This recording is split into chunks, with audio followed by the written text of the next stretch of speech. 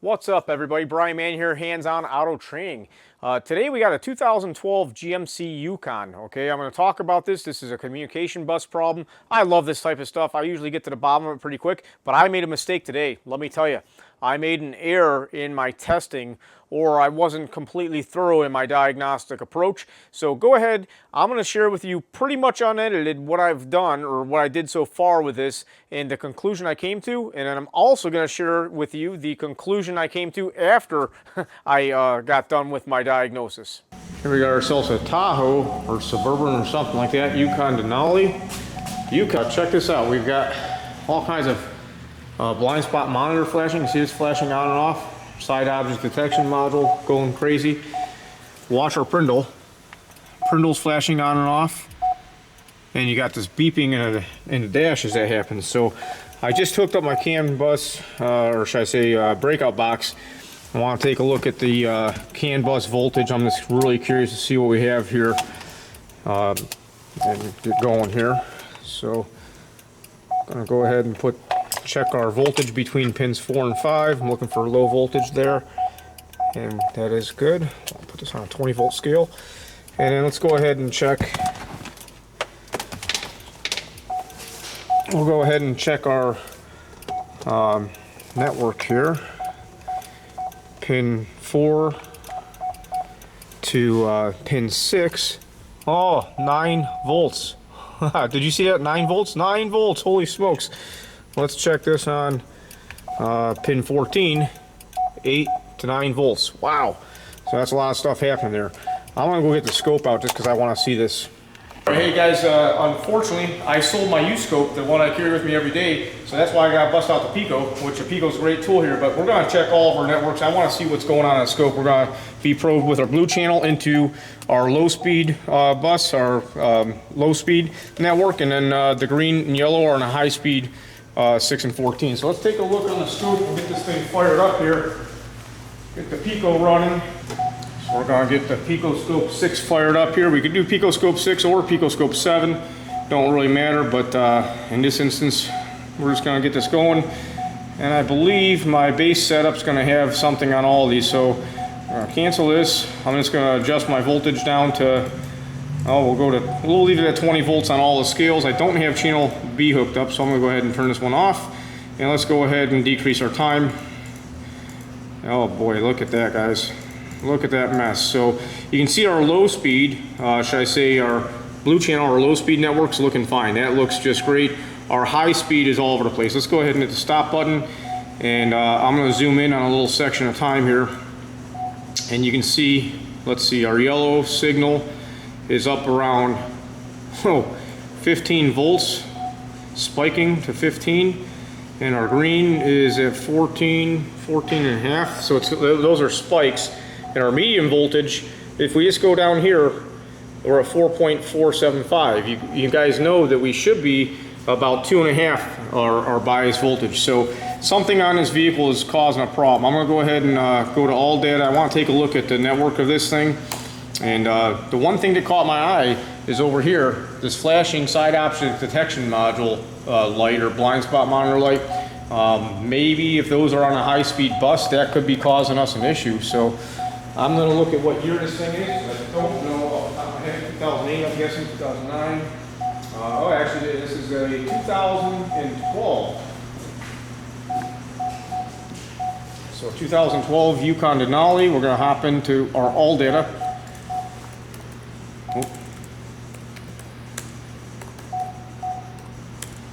If I could type, it would be good. Yukon, this is a 4-wheel drive. I don't know the engine. I'm not so concerned about that right now. I can always change it if I have to, but I just want to go into the, we'll go into the electrical OE. Let's go into our information bus right here, data communication schematics. And we know we have a problem with our high-speed bus. Let's see, there's a high-speed bus, HP2. I gotta be the first one to tell you, I don't know the difference, but here we are, 6 and 14, our data link connector.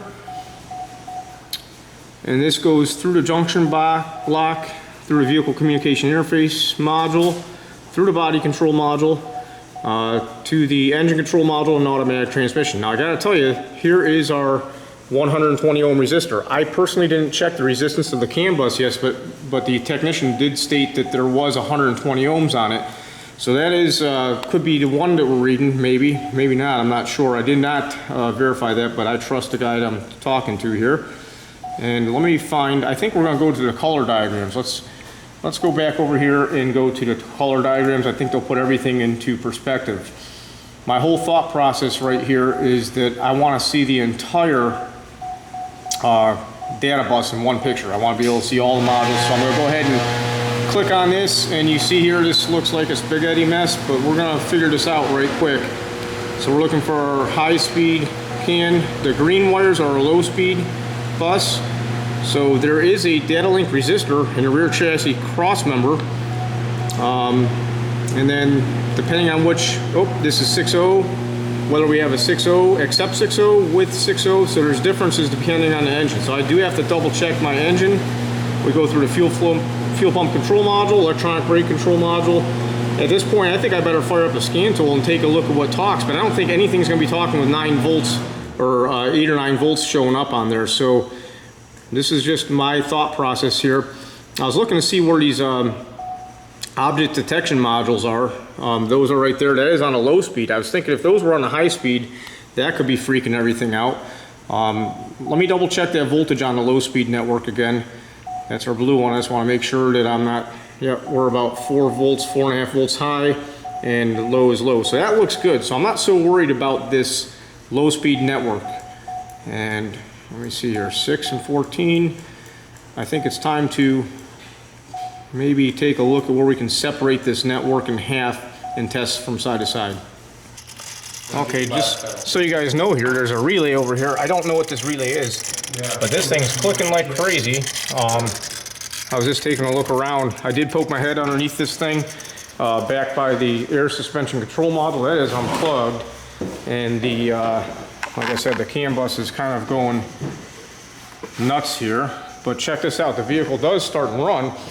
They're saying that it runs pretty well until you try and put it in drive. Right now our Prindle's lit up. Let's see if I cycle this. So the vehicle does start and run, and nollie. Good stuff, right? So we got an ABS light on, all kinds of stuff. No communication. I'm gonna have to take a better look at this diagram.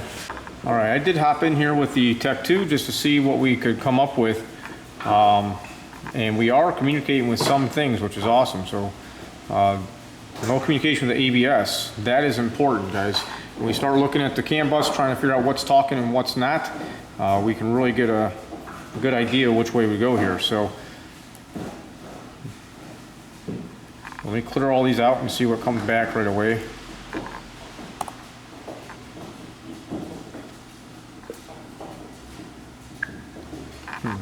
Communications. Keep that to run.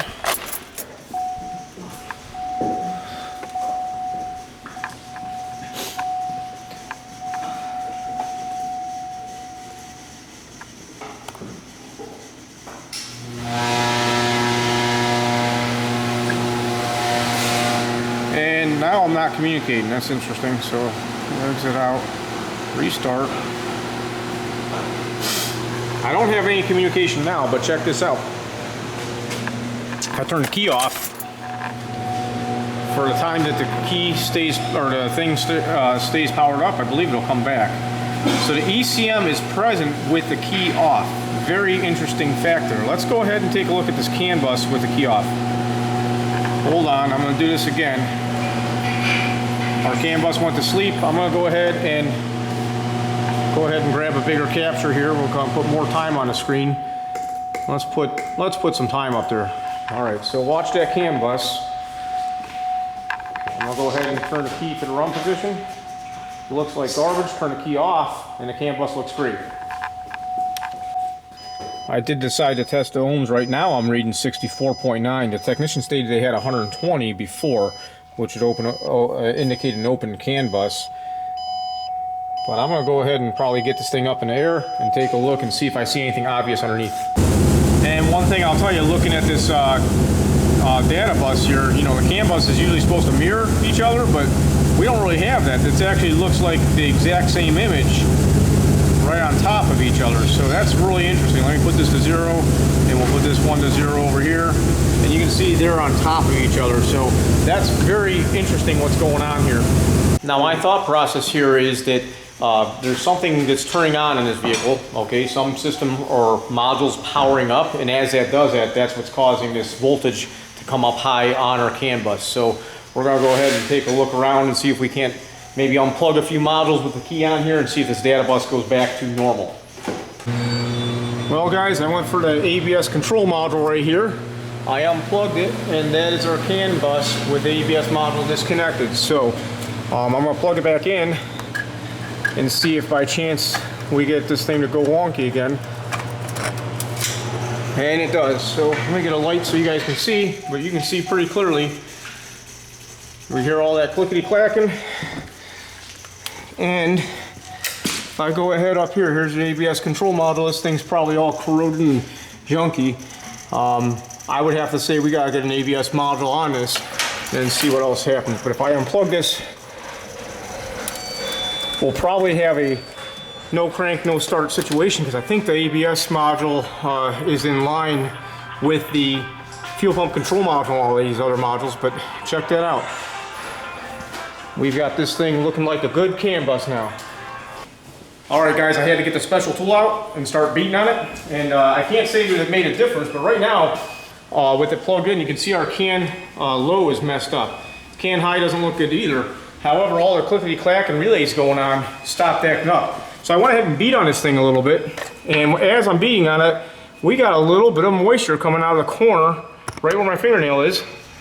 A little bit of moisture coming out of the side of that module right there. I hope it comes out on camera. Always hard to get good lighting for you guys, but I was hoping to beat on this thing and have something else. And just so you know, we do have our multimeter hooked up to the battery negative, and I did basically test the powers and grounds with this module plugged in. We had about 0.4 volts on the ground, 0.04 volts on both grounds, and we had battery voltage on both positives. Just so you know, that G300 is right here. This is on the right, they call it the second body mount, I think is what they call it, but this has been cleaned up and looks good. But right now, this vehicle is still communicating, all that clickety clack stopped. So I was hoping to try and hit it like this to get this thing to act up, but it's not having any problems. So we're gonna get an ABS module on here and go from there. So I gotta tell you, at that point, when I unplugged that ABS control module, the one thing I wish I would have been able to go back and do would be to jumper the CAN high to the CAN high and a CAN low to the CAN low, because those data networks go into that module and back out of that module, back to the fuel pump control module or the suspension control module, I believe. Basically, it has other modules that are behind it that I eliminated. So I did not actually fix anything. Now, my excuse is that I can tell you, when I tapped that thing with a hammer, water started coming out of the corner of the module, and I'm like, well, that can't be good. And then after I did that and got some of the water out and plugged it back in, the problem kind of went away. I shouldn't say kind of went away, it partially went away. So I really do think that this thing probably needs an ABS control module for sure. I hate using that word properly because I'm supposed to be a professional, and I should be able to say yes, it does. But if I would have jumpered the CAN bus and eliminated the ABS control module and the network was all talking and everything was good, I know that we're on the right path. So guys, I've been doing a lot of other jobs lately, all kinds of fun stuff, you know, diagnostic stuff, and I've been kind of backed up, so I haven't been making videos for you as much as I have been. So my goal is to get you better quality footage, even if it's like today. If you like this, let me know. Even if it's, I guess, pretty much raw and less edited, but then I'm just getting it up there for you guys to see what's really going on. That's what I'm going to do. So let me know if you like that. If you don't like it, you can tell me too. That's all right. Guys, I'm getting super excited about Kansas City Vision. Today's, what is it, February 22nd, 2022. Kansas City Vision's coming up. I'm getting out to KC on March 2nd. So if anybody's looking for to hitch a ride with me or split a fare to the hotel conference center from the airport Wednesday afternoon, let me know. I hope you guys are all doing well, and we'll be in touch. Bye-bye.